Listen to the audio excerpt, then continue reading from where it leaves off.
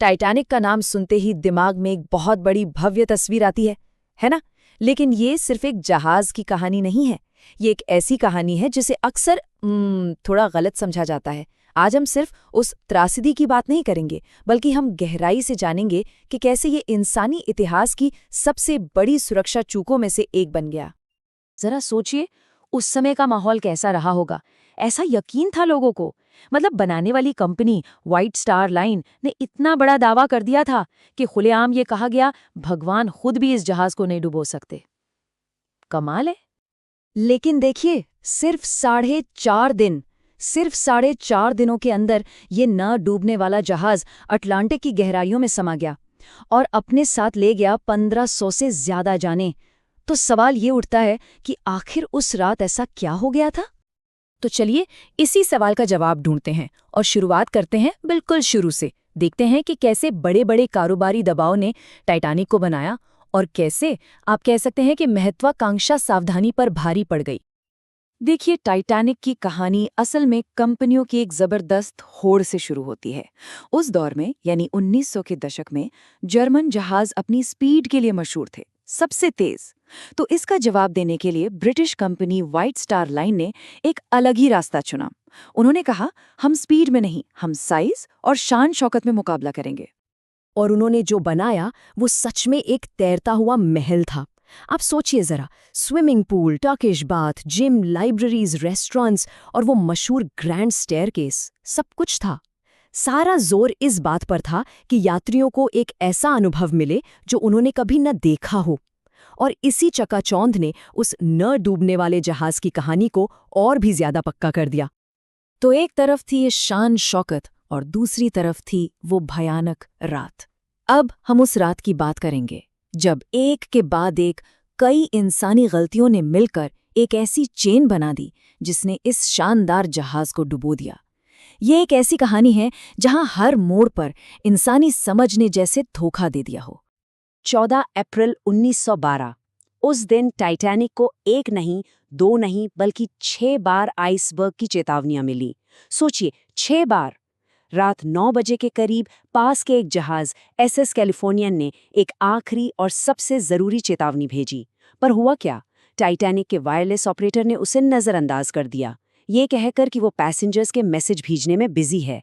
और फिर रात 11:40 पर जब आखिरकार वो आइसबर्ग दिखा, तब तक सब कुछ हाथ से निकल चुका था। और सबसे बड़ी बात, इतनी सारी चेतावनियों के बाद भी जहाज की स्पीड कम नहीं की गई। वो 22 नॉट की रफ्तार से आगे बढ़ता रहा। क्यों? क्योंकि व्हाइट स्टार लाइन कंपनी की तरफ से कैप्टन स्मिथ पर न्यूयॉर्क जल्दी पहुंचने का जबरदस्त दबाव था। एक डेडलाइन थी जिसे पूरा करना था, और इसी दबाव में उस खतरनाक बर्फीले समंदर में भी जहाज को पूरी रफ्तार से दौड़ाया जा रहा था। तो ये तो हुई इंसानी गलतियों की बात, लेकिन कहानी सिर्फ यहीं खत्म नहीं होती। अब हम पर्दे के पीछे देखेंगे और जहाज के डिजाइन में छिपी उन खामियों को उजागर करेंगे जिन्होंने टाइटैनिक का डूबना एक तरह से तय ही कर दिया था।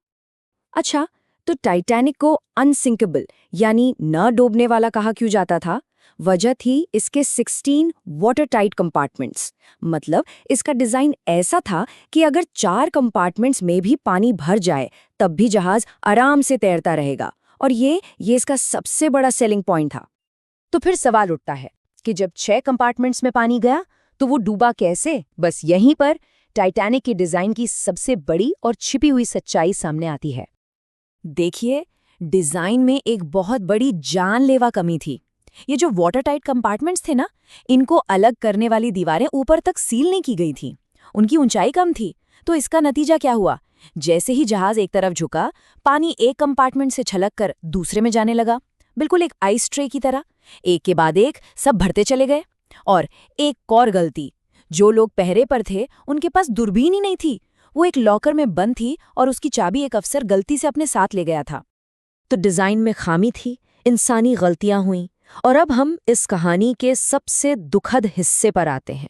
वो हिस्सा जहां तैयारी और बातचीत की कमी ने उन लोगों की भी जान ले ली जिन्हें शायद बचाया जा सकता था।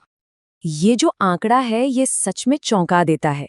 जहाज पर 2200 से ज्यादा लोग सवार थे, लेकिन लाइफ बोट्स में जगह थी सिर्फ 1178 लोगों के लिए।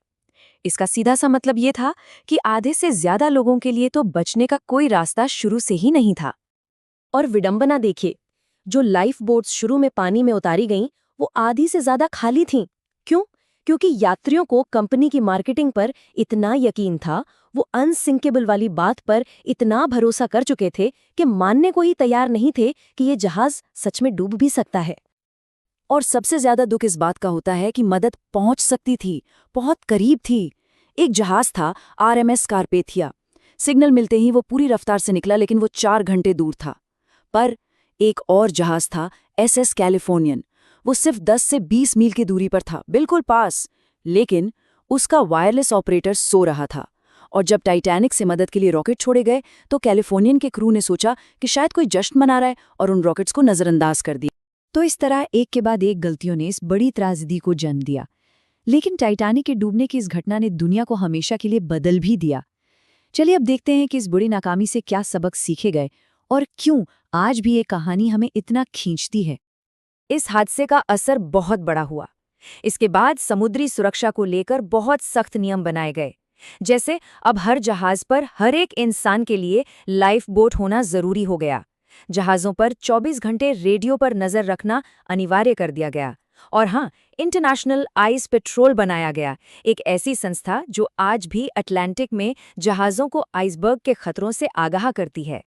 लगभग 17 सालों तक टाइटैनिक का मलबा एक राज बना रहा। किसी को नहीं पता था कि वो कहाँ है। फिर 1985 में उसे समुद्र में 4000 मीटर की गहराई में खोज निकाला गया। और इस खोज ने एक बहुत बड़ी बात साफ कर दी कि जहाज एक टुकड़े में नहीं बल्कि 2 टुकड़ों में टूटकर डूबा था। और अब आते हैं आज के दौर में। एक नया जहाज टाइटैनिक 2.0 बनाने की योजना है, जिसे 2027 में समंदर में उतारने का प्लान है। तो आज इतनी सारी बातें जानने के बाद, ये जो कुछ भी हमने देखा और समझा, उसके बाद एक सवाल मन में जरूर आता है, क्या इस नए जहाज पर सफर करना चाहिए? सोचने वाली बात है।